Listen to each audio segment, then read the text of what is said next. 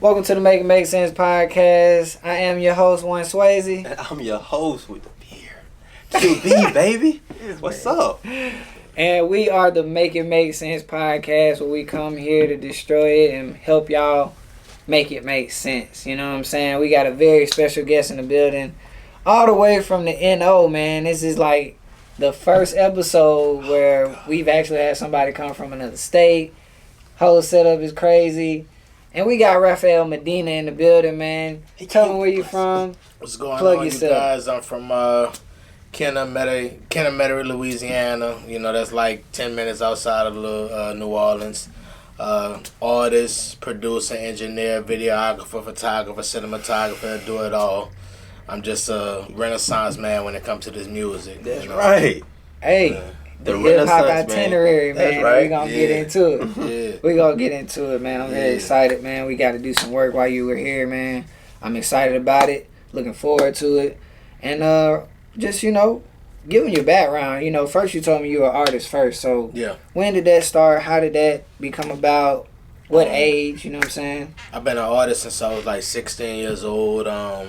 Been doing music for a very long time. It started with, the death of my brother, and then from there just writing those life experiences down. For sure. As I got older, I got a video done from somebody. I paid like $1,500 for the video, and the shit was like trash. Oh, man. That was back in 2010. Oh. And then from there, it's just like I just picked up a camera and I told myself I'd never ever pay somebody to do a video again for me. And it's been like 10, 11 years now that I've been shooting videos. I got a pretty nice little catalog.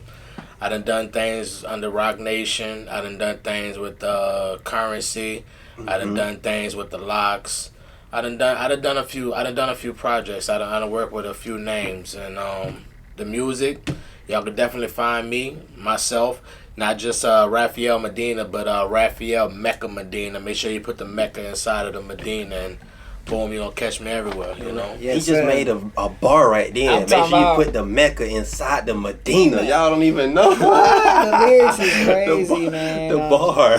He came in with some merch, man. He came in with a CD, and I'm gonna definitely bump it as soon as we leave from here. But what's the whole merch factor? What's the whole being able to hand out a CD when a lot of people are moving, kind of away? It's streaming now. So what's your originality with that whole? To be honest with you, like I look at CDs as memorabilia. Nice. So, Shout out to West Side Gun. Shout out to the whole Griselda movement. I really rock with them dudes. I had watched West Side Gun one day on his live, and he was signing one of his Hermes wears Hitler's wears Hermes 7 CD. Okay. And he was like shipping it off, and I was saying to myself, like, man, that's crazy that people still spending $50 to $100 for a CD, just because at the end of the day it's such memorabilia.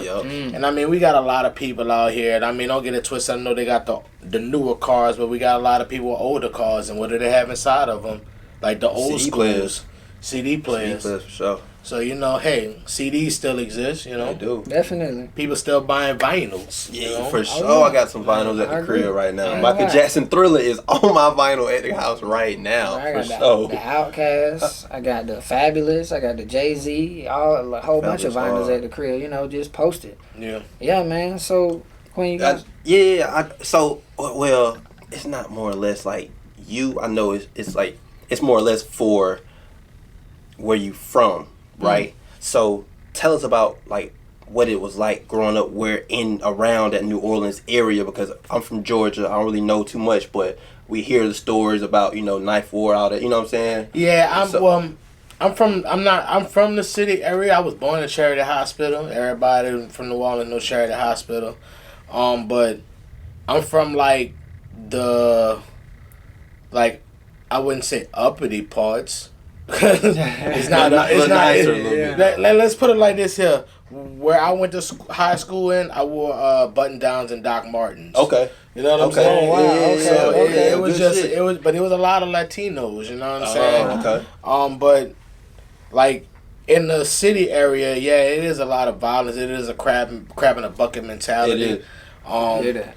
But like I try to tell everybody, man, you know, you just gotta stick to your own guns and do what you gotta do for you. For sure. And I mean, eventually your name will get heard, and once your name get heard, then you know you either run with it or you keep it right there, and you know, Keep doing things. yeah. I do got a question. All right, so this verse is supposed to be coming up soon, right? And it's a No Limit versus Cash Money.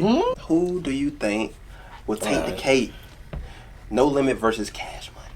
Man, straight out my No Limit soldier. I thought Man, it was say, I am a No Limit soldier. and I mean, like, all right, and it's kind of weird to say I'm 36. I'll be 37. No Limit was more. Well, Cash Money was really more of my generation, to be honest.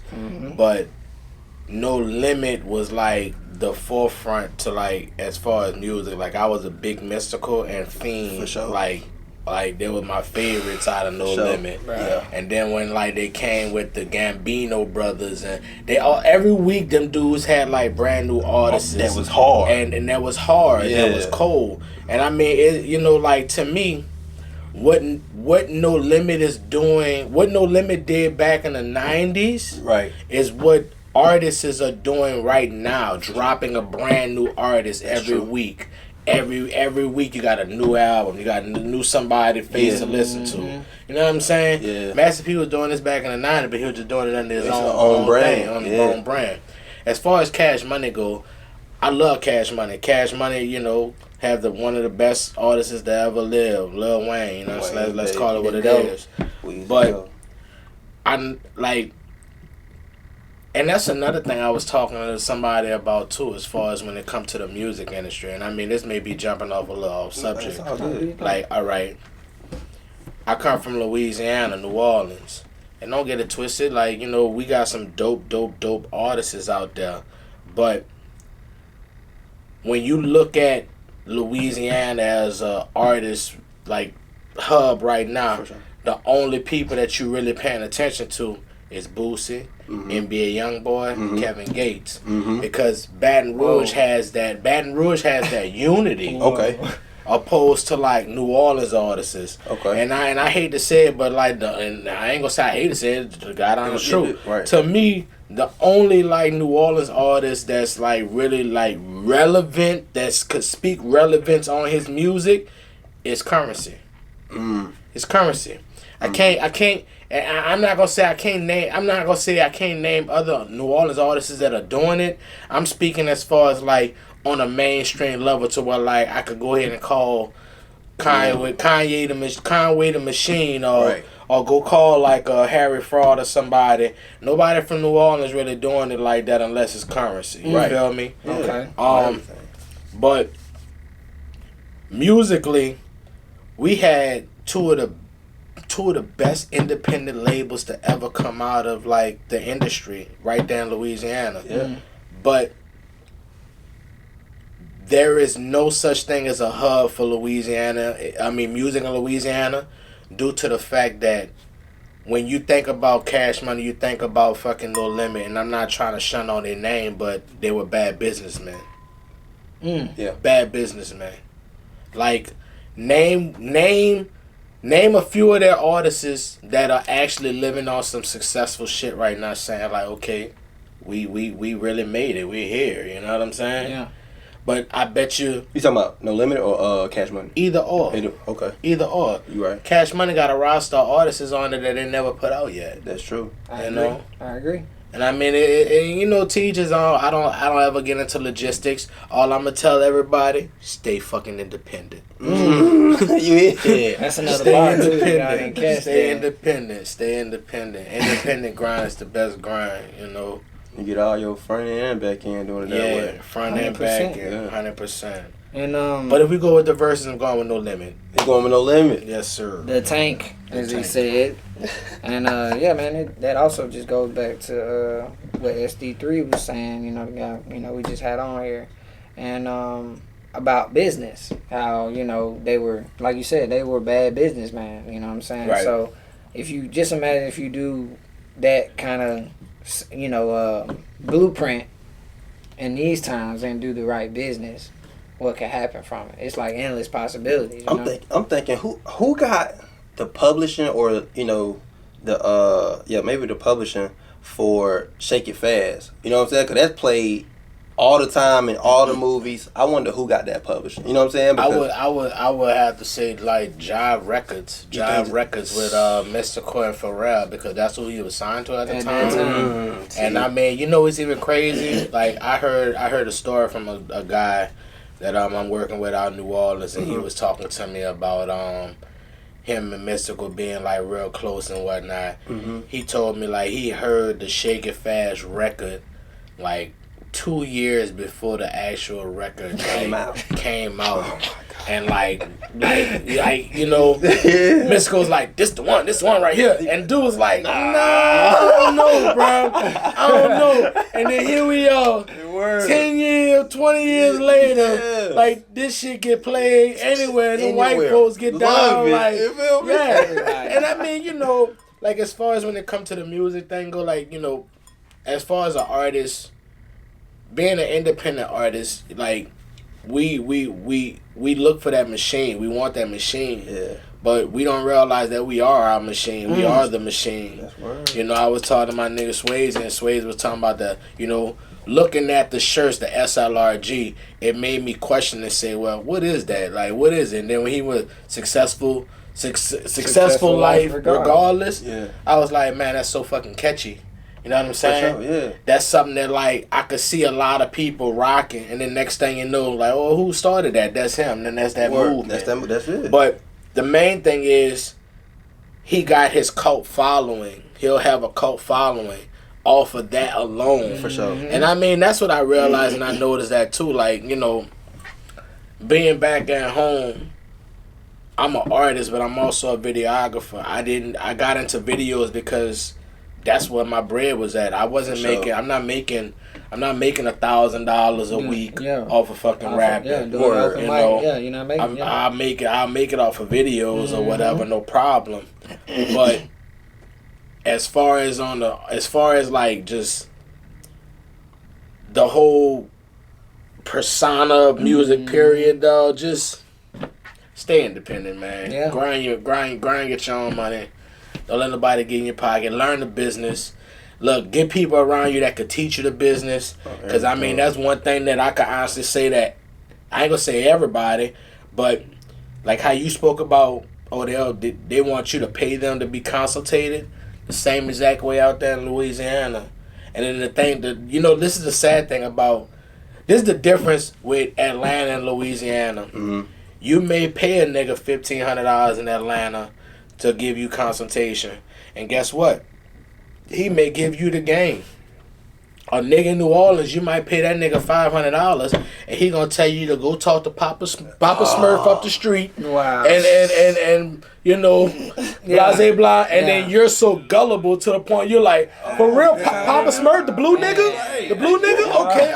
I'm gonna talk to him. I'll be alright. Yeah, And I hate to say that, and it's just weird. Like that crab in a bucket mentality down there is real. And all right, me being a videographer out there is even worse because you see it. I see it, and then like, all right, I know my quality of work. I know what I'm capable of. For sure.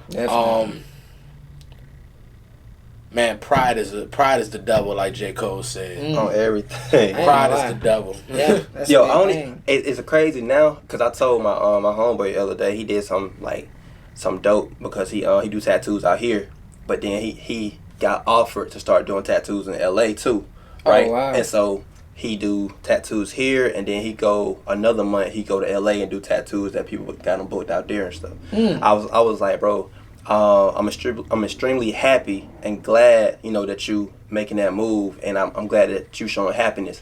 And I was like, he's like, you ain't proud for me? I was like, I can't say I'm proud for you because it's like, that means that it's pride in me that I'm showing. You know what I'm saying? Like, it's a different type of thought process now when I say that because it means I'm putting something in you that eternally, if I don't feel it for you, you're going to feel like, right. You know what I mean? So, like, you need internal happiness for yourself, so I'm glad you showing happiness. You know what I'm saying? Definitely. I like that. I like how you switch that around, and like you said, it's not used oftenly.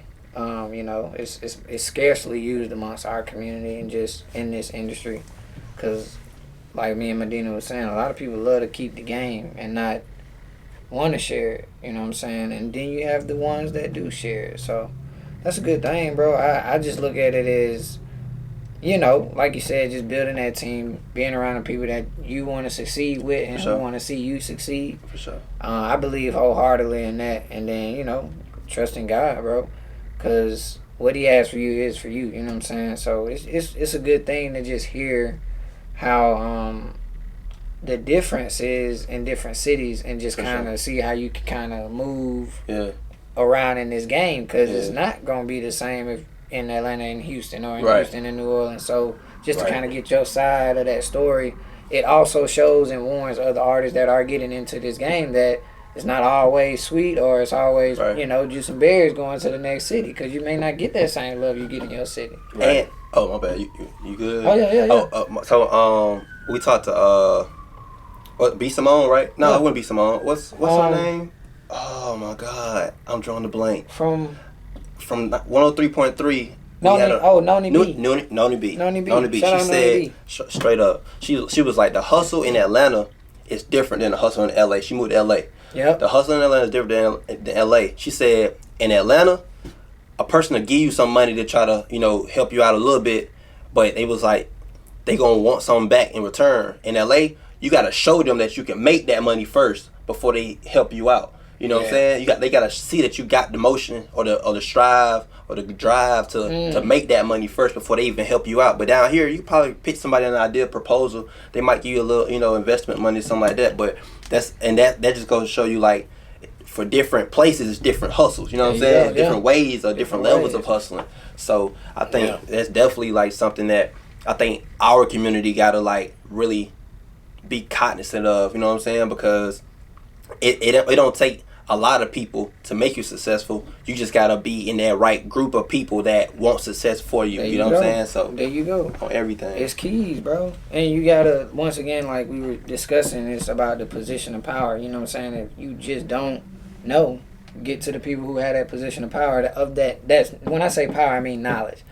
Put yourself in a position to get to those people somehow, some way. You know, whether it's shooting your shot in the DM on Instagram, Facebook, Twitter, whatever it may be. He don't really mean shooting your shot. He mean like letting them know. Letting them know you're interested in learning or getting some you know, some people think that the industry like that. So I mean, you know, that's a whole different story. But never mind.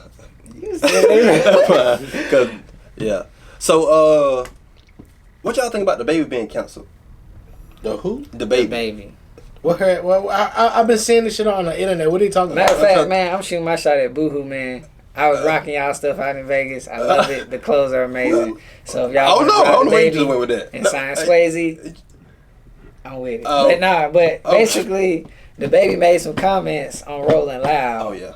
That I would say certain individuals did not approve of. Well, I'm gonna tell you what he said. He said, "This is not verbatim, y'all. So don't quote me." But he was like, he was talking to the audience. He was like, "If you got some good and you hear, make some noise. Oh, put yourself on up. Put yourself on there." And then put yourself on up. And then he said, "If you didn't suck your homeboy D word before you came in here, put your cell phone in L2."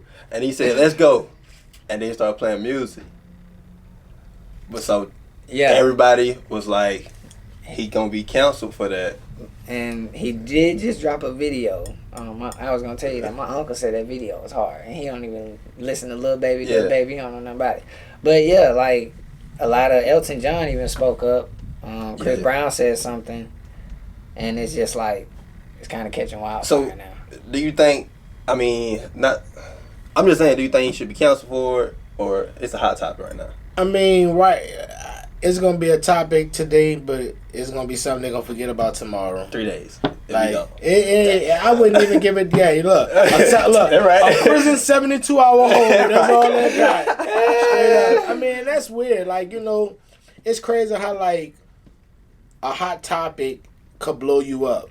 Yep. You know what I'm saying? Yeah. They got a little guy with a white dude out in New Orleans, and I mean, you know, hey, I ain't gonna say there's a shout out, but shout out my nigga Starzy Rex, white boy, you know, crazy goofy dude.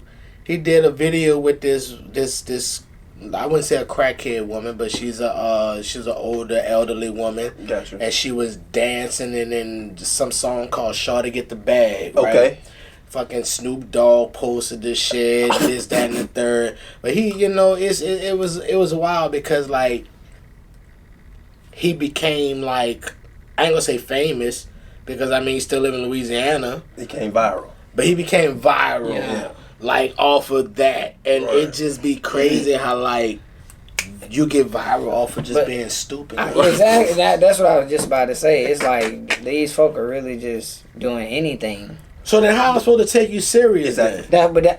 I agree. You know, like that. I agree. That plays a part in And what how and if your I want to listen to personality, you, yeah. If I You know? want to listen to you, For if I sure. want to buy your music, you you know. I'm a blunt nigga. I say what I want to say, and I do what I want to do at half the time. So I mean, when it comes to like that whole make y'all laugh like type shit, you know what?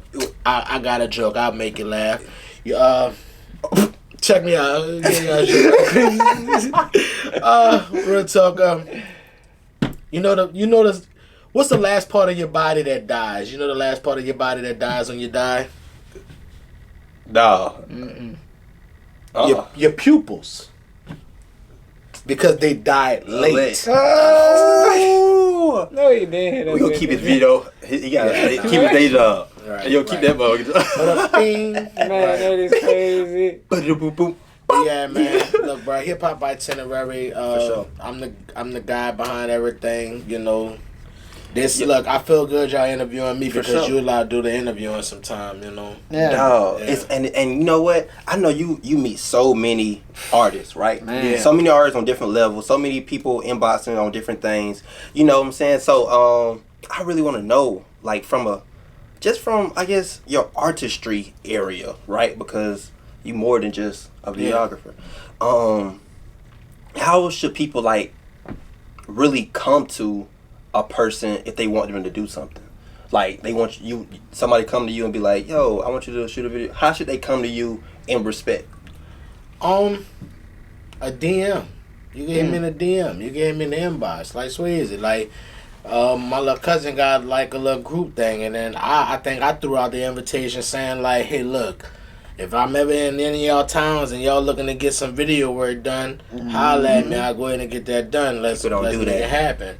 And you know, he reached out to me. A few more people reached out to me from that group, and you know, here I am now. For you know sure. what I'm saying? Out here shooting this video. Definitely. Yo, it's a blessing to have you here, man. For I'm gonna real. tell you that right now because a lot of people not doing that, and a lot of people like they be holding their nuts as far as Yeah, 2 just Chainz say say. 2 Just Chainz say say you it. be holding your nuts. You know what I'm saying? And people be doing that, bro. So we just we appreciate somebody that don't do that Exactly. for sure. For sure. And just, you know, show love. Come, you know, work hard. You know what I'm saying? Consistent with it. And like I said, I'm excited, man. I do want to get into this before we dip.